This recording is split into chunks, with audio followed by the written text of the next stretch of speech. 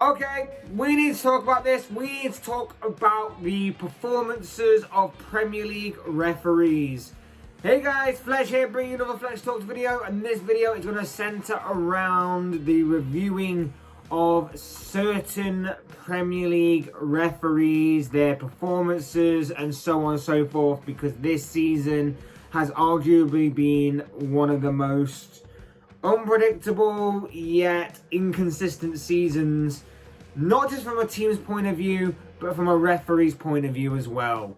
Now, before we go any further, I want to put on record, I want to put this out there, and I want to put this out there straight away, that I understand that the role of being a referee must be difficult. To conduct yourself throughout one entire game and then go from one game to another and be completely consistent throughout must be a tough ordeal. And I want to say this, I don't condone anything that has been going on of the recent reports of death threats being delivered to referee Mike Dean following his decisions to send off both Thomas Souček and Jan Bednarek a couple of weeks ago, in which both players got red cards, but they both had them overturned when their respective clubs appealed them.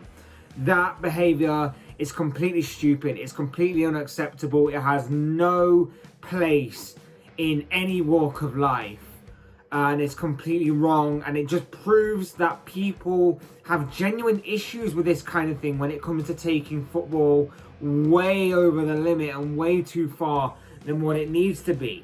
This also goes along with the recent reports of a number of players receiving racist comments via social media as well. Again, that should go without saying, but that has no place in any mean of life either, and actions do need to be taken to properly find and hold the people that are doing these kind of things responsible.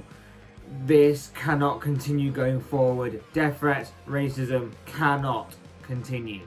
Moving on to this video though, this is just going to be focusing on referees' inconsistency, and believe me, there is a lot of inconsistency and examples of inconsistency with referees, and it's unfortunate to say, but it feels like, to me at least, it's getting worse by the game. The season is 24 games old, and apart from being the most weirdest and one of the most unpredictable seasons ever, it's arguably been one of the most controversial as well, as referees proved to be inconsistent. And despite VAR being in play and being there to aid the referees, it claims, people are slowly catching on that the technology is not necessarily the main fault of these activities and these actions, and the fault may actually lie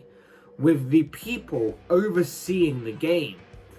Take the couple of weeks ago, for example.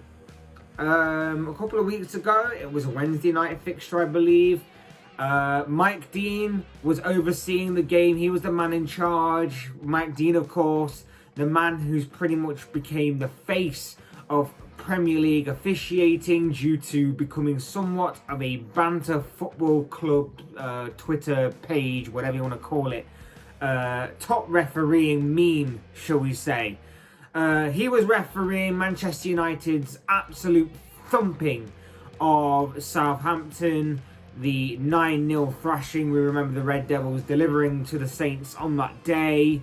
Of course, to me, one of the controversial moments, or the controversial moment in that game, was right near the end when Dean awarded a penalty to United.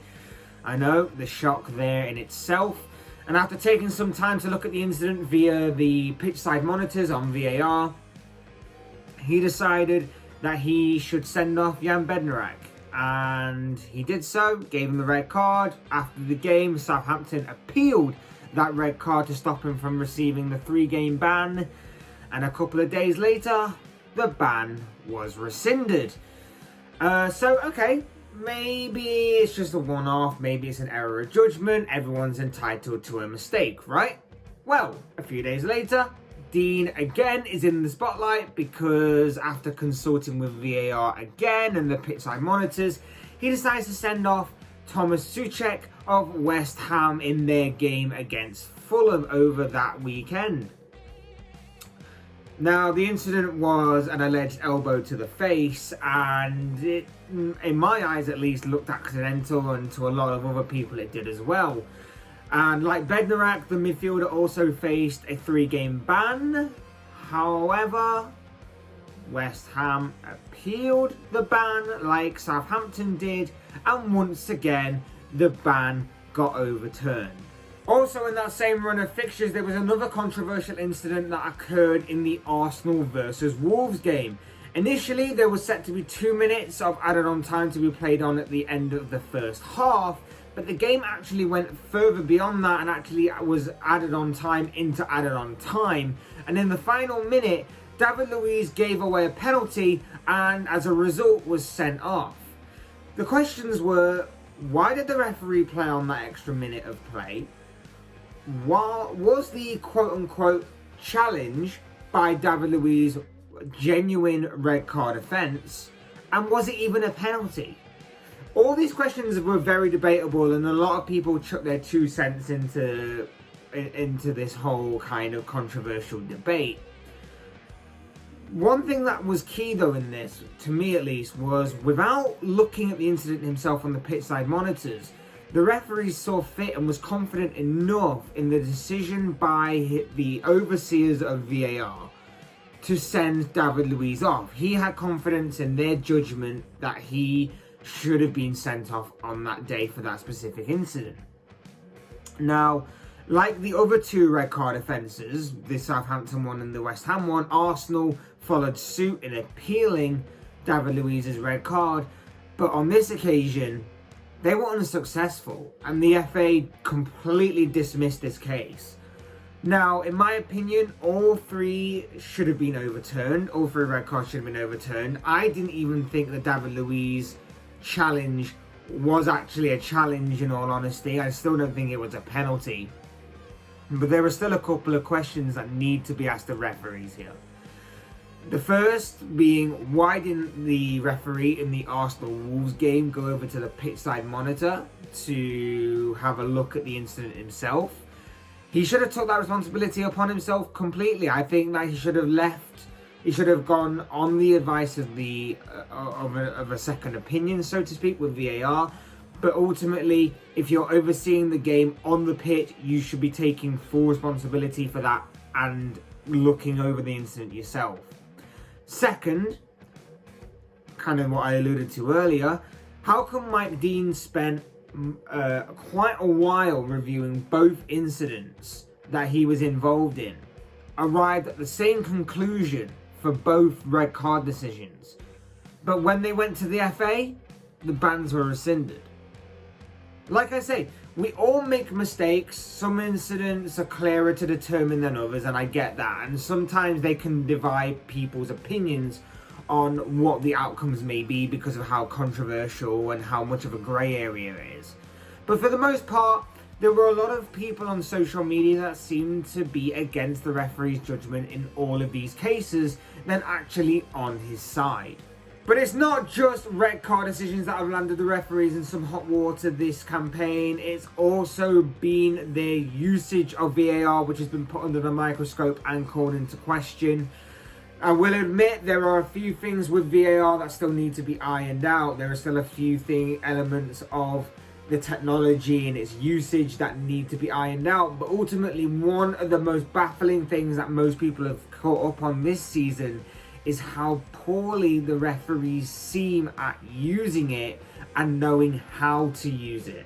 Earlier on in the season, for example, there were a number of very debatable, very controversial handball calls that were made by referees that occurred in some big games. The majority of them did seem extremely harsh. You only have to look back at the Tottenham versus Newcastle game, for example, in which Eric Dyer was penalised for a very harsh handball call that ultimately resulted in Newcastle winning a penalty and converting that penalty and going on to take a point from that game. There was also one for Crystal Palace, Joel Ward of Crystal Palace, in their game against Everton, in which Everton again received the penalty and I believe scored from 12 yards on that day. And I'm sure if you go throughout this campaign is littered with a number of them kind of decisions that went for and against certain teams. And the only bit of slack that I can cut referees on this is that, you know, the rules of handball do kind of leave a few grey areas in the description of what counts as a handball and what isn't. It basically states that if you make your body unnaturally bigger with the usage of your arm or your hand, hence moving your hand to the ball kind of thing, then that classes as handball. But then there are other factors to consider that I don't think the rules necessarily include. There are, of course, like things like body positioning of the penalised player, the distance the ball has travelled, the speed the ball has travelled, and so on and so forth.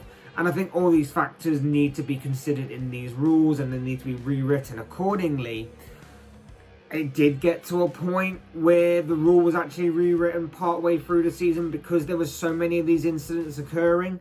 But again, like, I don't think it was changed enough, considering the majority of them were very controversial and it was beginning to become a very regular occurrence within the game. But just to flip it back onto referees here, you can look at the law, you can look at how poorly worded it's written, you can have a look at how it doesn't include certain factors, and there are a lot of grey areas with how it's described and how it's written, and you can look at all of them things that go along with it. Taking it back to the referee, is it too much to ask for referees to use common sense? Is it too much to ask that they use common sense in these situations to take into account the factors that I've talked about already and to look at the bigger picture for what it is rather than whether something was definitive via how a poorly worded law is written? If I can see it and you can see it, why can't they see it? Especially because there's one element in particular that I think gets overlooked by VAR, and that is the speed of the ball. Often when they look at replays, they look at it in slow motion. So of course, looking at it in slow motion is going to look 10 times worse than what it would be in normal speed. And I think that just gets overlooked a lot and is arguably why some of these decisions got called upon as to being what they were, and very harshly so. So I just had to throw that out there. Is it too much to ask for referees to throw in some common sense into these types of incidents and situations? Because it's not just handball either. It's not just handball that the usage of VAR has been called into question. There's also been plenty of offside calls now. And again, I think the ruling of offside needs to be changed. I think that it is extremely harsh and doesn't necessarily point towards a definitive offside call or what should be considered offside, in my opinion anyway. Especially because now that the game is getting faster and is continuing to evolve and get faster with every passing game, every passing season, and so on and so forth, I find that these offside calls are getting so close and so tight with each passing game. And it's got to the point where they are literally checking every single body part. Every body part that you have to check whether someone's offside or not. To check if what is offside, what is onside. They're checking noses, armpits, they're checking fingernails, toes, hairs on the back of your leg, hairs on your head, so on and so forth. Whatever it may be, they're checking every single body part you have for some sort of definitive clue as to what counts as offside, what counts as onside in this situation. And it's got too much. It's got too much. The worst part is the usage of looking at these replays. To me, looking at the body parts is one thing, but why can they never get a decent camera angle? Why is it always a really skewed sort of camera angle with lines that are drawn onto the screen that look a little suspect at best because they look strange, they look manipulated, they don't even look straight for a start. And where they're being drawn from and where they're being drawn to look a bit weird and a bit suspect as well. And everything about the offside of VAR is just baffling to me. I don't get it, and I can watch a million of these calls over and over again and see how different people deal with it, and I'll still probably never understand because everybody uses it differently, it seems. Again, I'll use a couple of examples to back up my point. Look at the Jordan Henderson disallowed goal in the Merseyside derby earlier this season, where Sadio Mane was judged to be offside in assisting for the goal. I personally, not just because I'm a Liverpool fan here, don't think after all this time it was still offside. I don't think it was offside at all, and I'm not just saying that because I'm a Liverpool fan. I genuinely don't see where the offside is in this example. Another example, Patrick Bamford. Patrick Bamford scored a goal against Crystal Palace, I believe, and they judged his arm to be offside. And that one is even more strange because last time I checked, you can't score with your arm, but with these new rules or whatever, they are saying that it got disallowed because of the part of his arm, of his sleeve, was onside, or that was offside. Again, many people don't tend to score with their sleeves or their arms. It's just baffling to me that these things are happening right now, and we don't actually know from one person to another what counts as handball, what counts as offside. And if you want to go to a more recent example, you only have to look at the game the other day between Southampton and Aston Villa, a game where Danny Ings thought he'd equalised for the Saints, but again, the sleeve of his shirt was judged to be offside. And again, to reiterate my thoughts on this law, it's a joke, and it definitely needs changing in the near future because it is becoming so ridiculous that every week we are finding more and more examples of extremely tight offside calls by a literal whisker, it seems. And look, I'll say that the reason why this rule needs to be changed is because judging someone to be offside by the smallest of margins, the smallest of fractions, is hardly any kind of advantage at all in the form or in the way of the attacking team. And whilst obviously there needs to be a cut-off point between what is onside and what is offside, I think the margin for that needs to be a lot wider than what they are currently allowing it to operate at in its current state. Referees aren't solely to blame on this account. I will cut them some slack here again, but it's worth noting that they are officiating a game that appears to be lacking common sense by those above them. But overall, I think it's baffling to me that we can be in a game that has been around for over 100 years. A game that has been around for over 100 years and still have no idea or no clear picture of the basic rules of the game. We don't know what counts as handball. We don't know still what counts as offside anymore.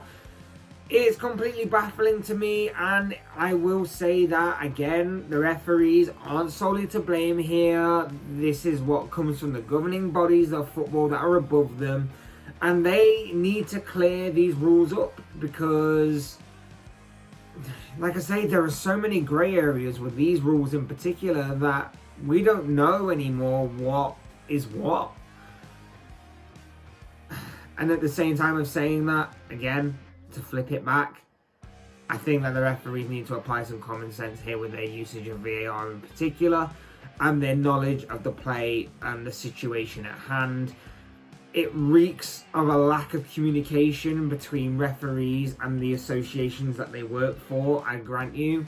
It just absolutely reeks of a lack of communication there, because surely they should be feeding back on what's happened. They should be seeing it anyway and they should be working on ways to improve and making sure that the game runs as efficiently as possible. But the usage of VAR problem, that is definitely a lack of training or experience, a lack of experience, or even the lack of know-how of using that technology as a whole. But the main crux of this entire thing, the main reason behind my idea to create this kind of video on this issue, lies within the red card decisions that happened a couple of weeks ago in quick succession that I mentioned earlier in the video. An issue that I have with the Arsenal Wolves one over the Mike Dean stuff is that Mike Dean went over to the pitchside monitors on both occasions, looked at the incidents and arrived at his decision. Fair enough, won't go too much into that right now. But the Arsenal Wolves one did annoy me because he didn't look at the incident. He just kind of believed what was being told in his ear by the people overseeing VAR. Some may argue that that's fine. I personally believe that the on-field referee needs to take full responsibility for any decision that he arrives at. He can be advised by VAR, of course, that is what it's there for. But ultimately, he has to go over to the pitchside monitors, look at the incident himself, check it for himself, review it, and arrive at the decision by himself without any kind of outside interference. Because at the end of the day, he is the neutral party, he is the man in the centre of the pitch, he is the one overseeing the game, and he needs to be fully responsible for the decision making that goes into what he's thinking at a time of certain incidents. Now, on the Mike Dean stuff, I just don't get how you can look at an incident, you can review both cases for a good few minutes on VAR. You can look at the pitchside monitors, you can review them for a good few minutes, arrive at the same conclusion of dishing out a red card, and then a couple of days later have those red cards overturned by the people that you work with. Like, for Arsenal, they weren't so lucky. Separate kind of incident, a little bit. But for Southampton, West Ham, they were preparing for life or for the next few games without those two players, and then they get their bans overturned and they were allowed back and they're allowed back. No ban, no nothing. On the night, it might not have meant as much. Definitely didn't mean as much for Southampton. They were already down to 10 men as it was at the time, and they were already 7-0 down. Wouldn't have meant that much to them, but who knows? Maybe Souček might have popped up with a goal for West Ham in the final couple of minutes of their game. We'll never know now. But the fact of the matter is that I don't understand how you can go and review a situation for a good few minutes, reach a decision, and then have it overturned by the people that you work with. Once, you can kind of understand maybe it was just an error of judgment. But twice, and twice within the matter of days, that's a sign of just maybe he's a bad referee overall. Yep, simple as that. Mistakes can happen, I understand that, but wasn't VAR designed to reduce the number of mistakes? Hey, I'm not having a go at Mike Dean here. I'm not picking on Mike Dean here. The death threats, like I say, are completely unacceptable. They're completely ridiculous, and, you know, they're horrible, and it's a very low thing to do to someone personally. But professionally, as the on-field referee, let's face it, this guy has been needing to be put under the microscope for some time now.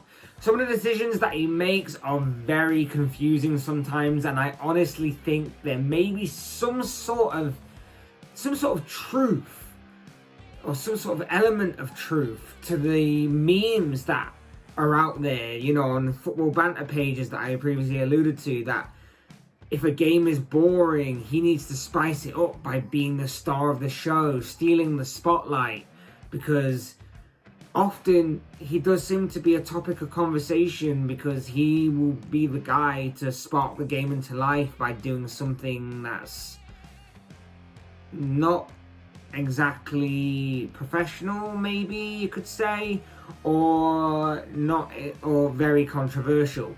Either end, when 9 times out of 10 in a big game, Mike Dean is normally the topic of conversation. And it's not just him. It's not just him. The majority of Premier League referees and the officiating in this country seem out of touch with the game. I'm looking at guys like John Moss. I'm looking at Martin Atkinson, Michael Oliver. The list goes on and on of these referees that are seemingly out of touch with the modern game and need to change up. And everything, I believe, in this kind of aspect of the game, in the English game, does need to change, in my opinion. And what makes it even more frustrating sometimes is the fact that we don't really know what is being said between VAR officials and the on-field referee. So we don't know the conversation of what they're looking at, what is going on. And I've been saying for a while now that they need to be mic'd up. Referees and VAR officials need to be mic'd up so that we at home can hear what they're saying. They use this in like the rugby, where they mic the referees up so that people in the stadium, when it comes back to that, of course, those in attendance, when fans are allowed back in, know what's going on. Those at home know what's going on, so on and so forth. And I think also what goes hand in hand with that is the fact that they can make these decisions. They can be proven wrong, as is the case with Mike Dean on 2 occasions here. And to our knowledge, at least, they don't really get any kind of punishment or held responsible for what they do. It might happen behind closed doors, and I don't know for certain whether it does or not, whether they get punished or whatever. I can't say for sure, but surely it should be made public that should a referee make an absolute howler of an error, they are stripped of a week's pay, or they don't officiate a game for a week, or something. Because to me, it seems like they can get away with these kinds of things too easy. And not only that, but when you see in post-match interviews, managers or players, they want to criticise a referee's performance, and rightly so, because sometimes if it calls for that, you should be able to do it. Free speech and all that, but if they do, 9 times out of 10, the FA punishes them for speaking their mind. It's almost like the money goes straight to them. It's almost like they get interviewers to sort of bait them into making such comments. I don't know. Your guess is as good as mine on that one. But overall, it definitely needs to be looked at. It definitely needs to be changed. But these thoughts, these comments, these opinions all come from this guy. I want to know what you guys think. What do you make of the referees? What do you make of certain referees, the referees union? What do you make of the incidents that I've talked about in this video? What do you make of the laws of offside and laws of handball and so on and so forth? And of course, what do you make of the footballing governing bodies, the Premier League, the FA, and so on? I'd love to know your thoughts, your comments, your opinions, predictions, whatever you want to call them, down below in the comments section. I'm sure they'll make for interesting reading. Otherwise, hit that like button on the way out if you enjoyed the video. Subscribe if you're new or want to see more content like this. Both things will always and forever be greatly appreciated. And as always, thank you all so much for watching and listening. I've been Fletch. This has been another Fletch Talks video, and I will see and speak with you all again soon in another video.